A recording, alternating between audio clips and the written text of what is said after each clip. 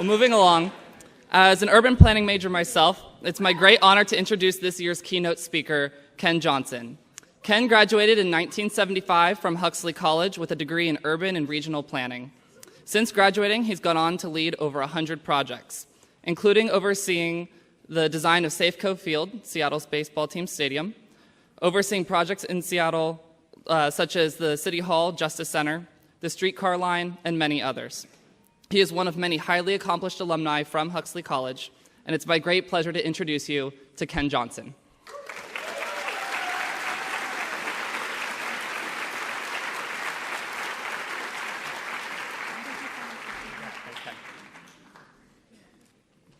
Well, first I'd like to say if anyone wants to come up and dance while I'm giving my speech, you're more than welcome. I would also say you guys must be really good because somehow you were doing the dance and then you ended up in your seats. Like, it was amazing. It really was. Well, 2,000 graduates of Huxley College of the Environment. Obviously, the first thing to say is congratulations. And to the parents, the friends, the siblings who are here with you today, thank you for being here. If it takes a village to raise a child, it certainly takes a village to get them through college. We all know that. And yes, for the rest of your lives, and I know this and you need to know it, you will be asked, where did you go to college? Where did you go to school? And you will be able to answer, I went to Huxley College in the state of Washington, and that's really cool. So you'll be carrying that with you. And I know that because I've been carrying it for a while. Again, I graduated in 1979. At that time, Western was Western Washington State College. My degree was in urban and regional planning, and Dr. Mukherjee was my head of that program. And if I had been here today, my specialty would have been urban planning and sustainable development, and Dr. Mukherjee would be with me here today. One of my favorite professors, and it's just a pleasure to be with you today. Since I graduated from Western, it's grown, obviously. It's grown into a university, and Huxley has grown as well, and it really is recognized across the country as one of the premier environmental study colleges. It has always been ahead of its time, and I'm confident it will continue to do so. When I graduated, urban planning and environmental sciences, people would ask me, well, what is that? What do you do? Obviously, that's not the case anymore. What you're graduating with today is a degree that will build a career, and I have been fortunate to build my career with what I learned here at Western. Currently, I own a firm, and we are involved in urban development and transportation projects across the country in such cities as Washington, D.C., Oklahoma City, Detroit, Seattle, Los Angeles, Salt Lake City. In all of these cities, a common theme is that young people are wanting to come and live back into the city, back where they can live, work, and recreate close by. Young people care about the environment. It's not something that is out there. It's an institutional part of their lives. But just as important, the clients that we work with care about the environment. They care because the young people that they're hiring care. They care because it makes good business sense. And finally, I think all of us have found a way to talk about environmental stewardship in a way that touches our hearts, touches our memories of what was important when we were growing up, and touches what's important to us today. In Seattle, some of you may know an organization called Forterra, previously called the Cascade Land Conservancy. They were formed about 18 years ago, and they had their first breakfast back then, and 20 people came, and it was a success. They were thrilled. In Seattle, 2 weeks ago, they had that annual breakfast. 1,800 people attended. They raised $650,000 at that breakfast alone. So it is what I see, and I watch that breakfast because I've attended it since the beginning, as a metric to what the level of support you can get if you are well organized, if you communicate well, if you execute well, the type of support that environmental stewardship can garnish today. And I would say if you are not familiar with Forterra in Seattle, look it up. It's a great organization for what all of us are trying to achieve. So Huxley graduates, you're positioned to ride this movement that is growing in environmental stewardship. There's much work to be done. For those of you who have surfed or been out in the ocean, you know there's that place you want to position yourself. If you're out too far, nothing's going to happen. If you're in too far, wild things happen. And you are positioned coming out of Huxley with a just right, good timing. And whatever you choose to do, and I agree, you don't have to choose to go to work immediately. You can carry, you can look around. But whatever you do, Huxley's going to be with you. And whether you chose Huxley as a laser focus of, I want to go to Huxley, I know what I want to do, or frankly, whether you wandered in and got caught up in the values and what it means, you're here, you're graduating, and you're carrying that with you.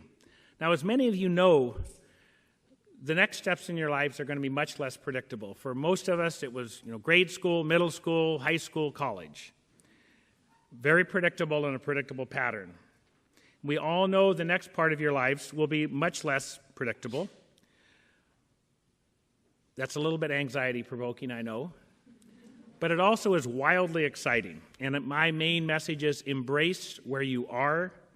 Have confidence that life holds good things for you. Very good things for you. It does. But it's a two-way street. You're going to have to go find them. You're going to have to reach out. You need to keep your eyes open. But with that, my main advice is follow your passion. Consistent. Follow what moves your heart. You may zigzag for a while. That's okay too. But your goal has to be to find a place to work that truly motivates you, a group of people that you love to work with, and be part of a mission that pulls you every day to work with energy, with purpose, and with a smile. I am very lucky to have 4 children. Chase, one of them, is with me today. And I want you to know, from my children, their friends, and their lives, I am extremely optimistic about the future. Extremely optimistic. Now, many people my age, and I do sometimes too, we worry, are people spending too much time on computers and their cell phones? And I worry about that some. But that said, I'm strongly convinced that the internet, smartphones, and social media are building a generation in this country that are positive, that are well-connected, and that are environmentally wise in terms of their worldview. And something as simple as an instant access to a camera where you can stop and pull it out and take the picture of a gorgeous sunset. That's amazingly powerful. I have to confess, the Apple iPhone camera TV ads make me happy. They do. And when I muse about a subject and I have questions and Chase says to me, well, let's look it up, Dad, or let's ask Siri. Either way, to know that your generation has that belief that the information is out there. You can find it, whether it's about technical information or music or art or just wonderful worldwide stories. Very, very powerful. So again, when I look at you Huxley graduates today, and I know you've spent the last few years learning about environmental systems and how to build sustainable, livable communities, that also makes me happy. If you don't mind, though, I'd like to ask you graduates for help. My generation has done some very wonderful things, some very powerful things, but we've gotten off track in a few areas. And one of those areas is the ability as a people, as a community, and as a culture to respectfully have a civil discourse on important subjects.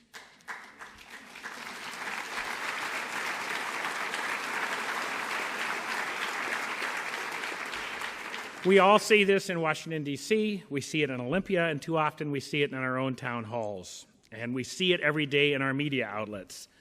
The sides have fallen into this pattern of attack dog.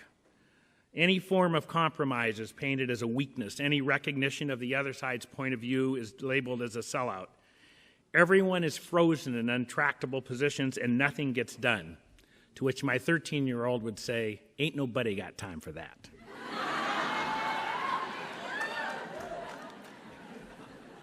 So this is where we need your help. I mean this sincerely. We need your help to teach your parents well because we've gotten off track on this. You can teach us by your examples. You can be passionate without being angry. You can be passionate without being afraid. You can passionately disagree with someone without calling them a fool. You can be passionate in a compassionate way. And in doing so, you will pull people to you rather than pushing them away. You can learn the skill of compromise and listening. And I know some people say, here's this speaker today at my graduation telling me to compromise. But the answer is, if you don't want the word compromise, say strategic settlement or negotiated agreement or everybody wins. I don't care. The point is, we must make incremental steps to move our country forward. And incremental steps are wonderful things. They build momentum. And I have been involved in a few projects in my last couple decades since I left here. Momentum is tangible. It is touch. You can touch it. You can feel it. It is a commodity. And you cannot create momentum if you are inert and will not move. Small steps count. Small steps move to the next steps. It also allows people who are uncomfortable with what you're doing to say, well, okay, I'll take that one step. And then they go, that wasn't so bad. You take the next step, and you take the next step. And it's that type of evolution we need. And evolution, as you all know so well, and incremental change is prevalent in natural systems and social systems. So we need now to apply that and bring that understanding to civil discourse on local, state, and national issues, and we're counting on you to help us do that. So be passionate, but be compassionate. There's a sign, a big one I understand, inside the Facebook offices that says, done is better than good. Done is better than good. So as you move forward from Huxley, passionately pursue some dones, even if you have to take them a step at a time. Recognize a well-crafted win-win agreement as a step for moving forward and as something that builds momentum. And as you check off more and more dones over time, you will see progress, and you will look back and say, we did good. So, graduates, you have a fantastic degree from a fantastic college.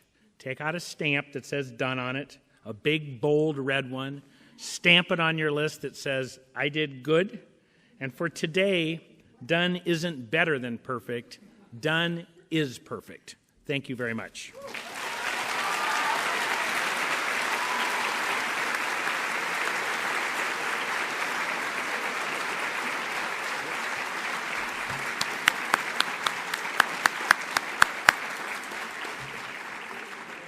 Thanks, Ken, for those inspiring words. We have from the whole Huxley community, we have a plaque here that we want to share with Ken. It says, Huxley College and the Environment is proud to count Ken Johnsen, a special friend and alumnus, et cetera, et cetera. Thanks, Ken.